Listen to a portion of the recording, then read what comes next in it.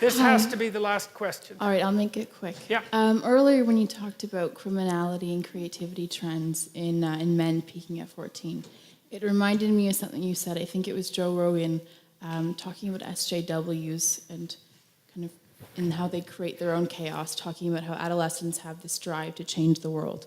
And I was wondering if those three, the criminality, creativity, drive to change the world, are linked, and if so, if they manifest differently in men and women, and if they kind of come from the same area. Well, I think they are linked, but I'm going to concentrate more on the second part of your question. So I'm going to ask you guys to think about something. So I talked to a friend of mine the other day. He's a very, very smart guy, and we've been talking about, well, all the sorts of things that we've been talking about tonight for a long time, and we were talking about the relative evolutionary roles of men and women. This is speculative, obviously. And because our research did indicate, it's tentative research so far, that the SJW sort of equality above all else philosophy is more prevalent among women. It's predicted by the personality factors that are more common among women. So agreeableness and high negative emotion, primarily agreeableness. But in addition, it's also predicted by being female. And that's interesting because in most of the personality research that I've done, and as far as I know in the literature more broadly speaking, most of the time you can get rid of the attitudinal differences between men and women, or at least reduce them by controlling for personality. So if you take a feminine man and a masculine woman, then the poles reverse. But that didn't seem to be the case with political correctness. And so I've been thinking about that a lot because, well, men are bailing out of the humanities like mad, and pretty much out of the universities except for STEM. The women are moving in like mad, and they're also moving into the political sphere like mad. And this is new, right? We've never had this happen before, and we do not know what the significance of it is. It's only 50 years old. And so we were thinking about this, and so I don't know what you think about this proposition, but imagine that historically speaking, it's something like women were responsible for distribution and men were responsible for production. Something like that. And maybe that's only the case really in the tight confines of the immediate family, but that doesn't matter because that's most of the evolutionary landscape for human beings anyways. What the women did was make sure that everybody got enough. Okay, and that seems to me to be one of the things that's driving, at least in part, the SJW demand for equity and equality. It's like, let's make sure everybody has enough. It's like, well, look, fair enough, I mean, you can't argue with that. But there's an antipathy between that and the reality of differential productivity, because people really do differ in their productivity. So, all right, so to answer your question fully, I do think that the rebellious tendency of adolescence is associated both with that criminality spike, especially among men, and with creativity. Yes. I think that the SJW phenomena is different, and I think it is associated, at least in part, with the rise of women to political power. And we don't know what women are like when they have political power, because they've never had it. I mean, there's been queens, obviously, and that sort of thing. There's been female authority figures, and females have wielded far more power historically than feminists generally like to admit. But this is a different thing, and we don't know what a truly female political philosophy would be like. But it might be, especially if it's not been well examined and it isn't very sophisticated conceptually. It could easily be, well, let's make sure things are distributed equally.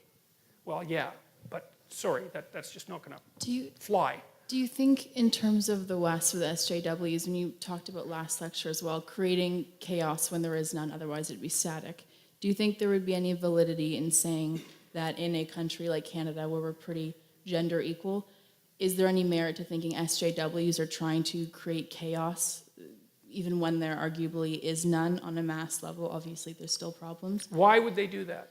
Otherwise it would be static. And that drive, it wouldn't, but I'm just wondering. I read this quote once, and I don't remember who said it. It might have been Robert Heinlein, for crying out loud, science fiction author. That springs to mind, but it probably wasn't. And the proposition was that men tested ideas and that women tested men. And I kind of like that. There's something about that, And now, obviously, it's an overgeneralization, but we also don't know to what degree women test men sheerly through provocation. It's a lot, because if you want to test someone, You don't have a like little conversation with them. Like you poke the hell out of them and you say, okay, like I'm gonna like go after you and see where your weak spots are.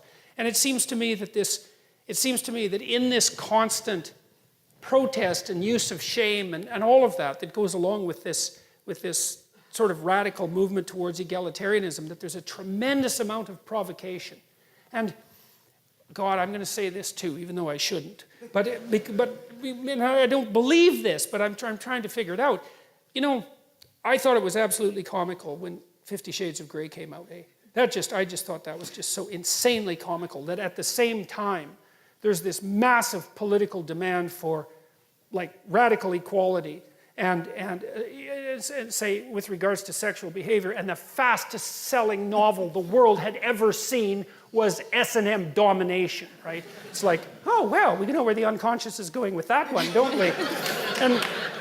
And sometimes I think, like, because one of the things that I've really tried to puzzle out, and it's not like I believe this, right? I'm just telling you where the edges of my thinking have been going, is that you have this crazy alliance between the feminists and the radical Islamists that I just do not get. It's like the feminists, it's like why they aren't protesting nonstop about Saudi Arabia is just completely beyond me. Like I do not understand it in the least.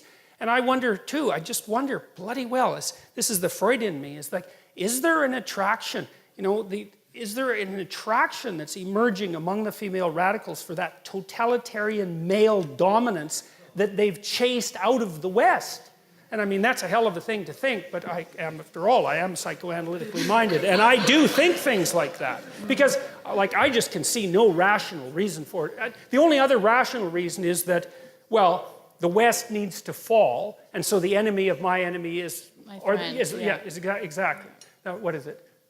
I got that wrong, but... The enemy of my enemy is my friend. Yes, exactly. Yeah, and that's why Islamists tend to vote liberal as well. Yes, well, so that could be the case. But I'm not going to shake my suspicion about this unconscious balancing, because as the demand for egalitarianism and the eradication of masculinity accelerates, there's going to be a longing in the unconscious for the precise opposite of that, right? The more you scream for equality, the more your unconscious is going to admire dominance. And so, well, that's how you think if you're psychoanalytically minded. And, you know, I'm a great admirer of Freud. He knew a hell of a lot more than people like to think.